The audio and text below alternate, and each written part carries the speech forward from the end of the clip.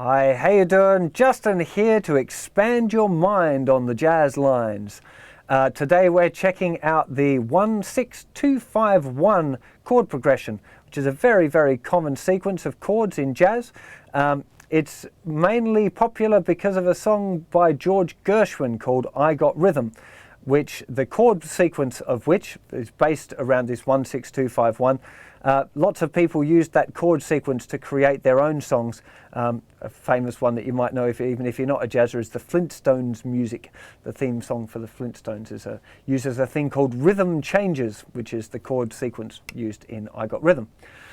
Now, the basic idea here, having 1-6-2-5, is the first chord, the sixth chord, the second chord, and the fifth chord of a given key. Now, we're going to do it in C to keep it really nice and simple. So I've got all of these different ways of approaching a 1-6-2-5 on the website, so you definitely want to go and check that out, because it's a lot easier to see this stuff when it's written down rather than just listening. But the first way, which is the most basic way that you can have, is the chords as they are in the key, which would be C major 7 as our 1 chord, A minor 7 as our 6 chord, D minor 7 as the 2 chord, and G7 as the 5 chord. Very common sequence.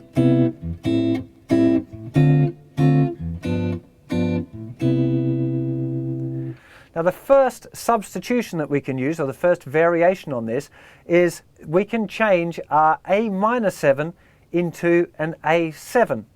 The reason we can do that is because A7 is the 5 chord of D. So we end up having C major 7, A7, because A7 goes to D, D minor, G7. So the first variation is that, A7, D minor 7, G7.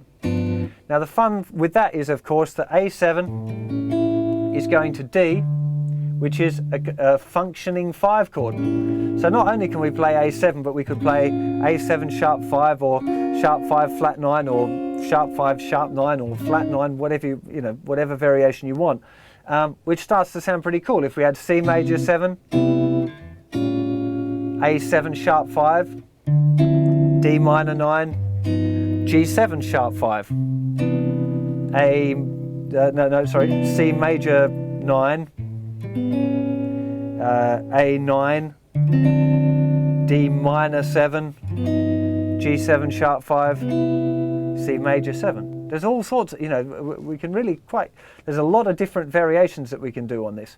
Now, the next one, of course, is instead of having D minor 7, we could also have D7. So we could end up with, this is variation 3, C major 7, A7, D7, G7 to C major 7. Personally, not such a big fan of this one, but perfectly valid.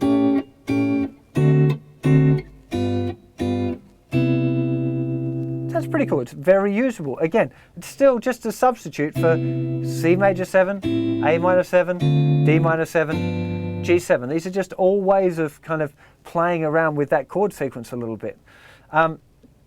Now, the next one that I want to talk about involves a tritone substitution, which we talked about in a previous lesson. So this first one, instead of, we already said the chord sequence here, C major 7, A7. So what we're going to do is we're going to apply a tritone substitution to our A7. We go diagonally across.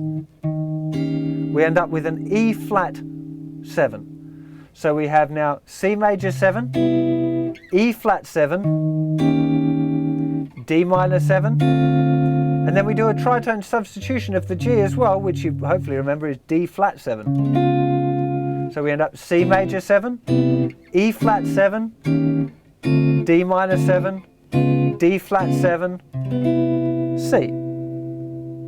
We could also apply the tritone substitution to our D7 if we wanted to, and end up with C major 7, A7, A flat 7, G7, C.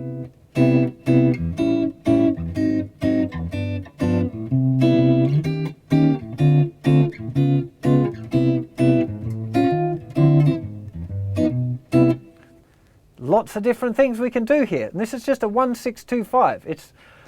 It's lots of fun, this thing. I mean, there really are loads of variations. What I'd recommend is having a play about with those 5 first and trying to get them under your fingers.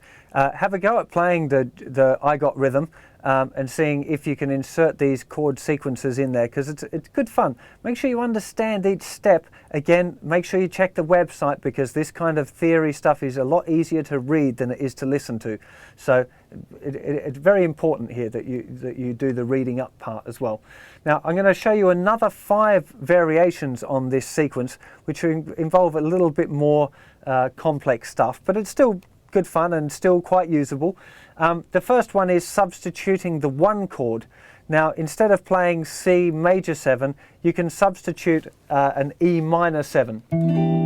If you put a C on the bottom, you end up with just kind of a C major 9 type chord anyway, which is why the substitution works. So now, instead of C major 7, A7, D minor 7, G7, we can have E minor 7, A7, D minor 7, G7, which is useful because it's 2 5 1s. We've got here 2 5 in the key of D, 2 5 in the key of C.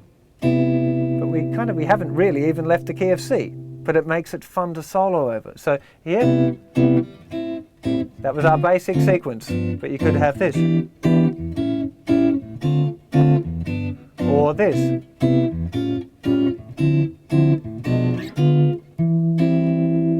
So many different things you can play about with. It's really good fun. So it's a good vibe to get that kind of this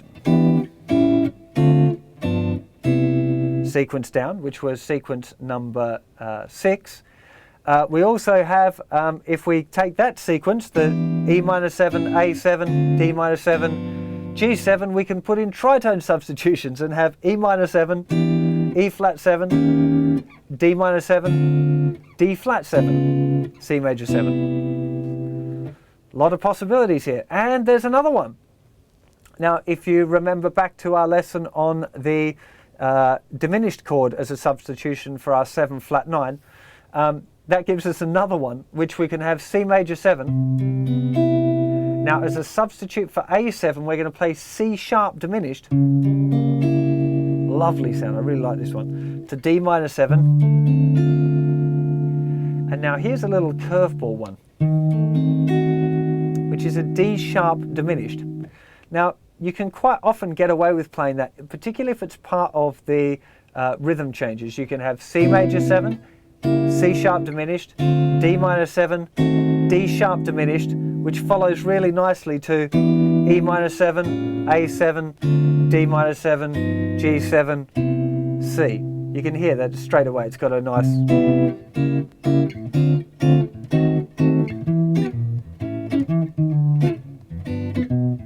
It's got a really nice kind of sound to it. But the funny thing is that the D sharp diminished is not a substitution for a G7. It just doesn't work. Theoretically, there's no reason why it should work.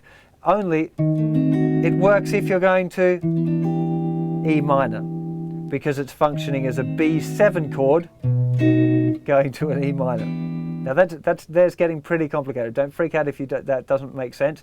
Think about it though, give it a little bit of thought, suss out this C sharp diminished is an A7. Fingers, come on, going to the D minor. So this is a B7 going to E minor. See, I can hear your brain hurting from here. So that's a really good fun one to play about with, using those diminished chords as a substitution.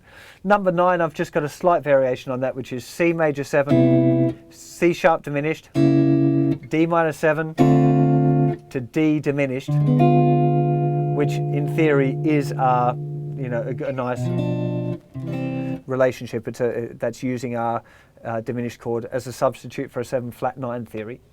And there's one more that I'm going to show you, which I don't understand why it works, I'll be really honest. It's called a Coltrane substitution. I must look into, I'm sure there is a theoretical reason why it works, but all I know is it just sounds cool. if you've got C major 7, E flat major 7, A flat major 7, D flat major 7, and back to C. So instead of this, you can have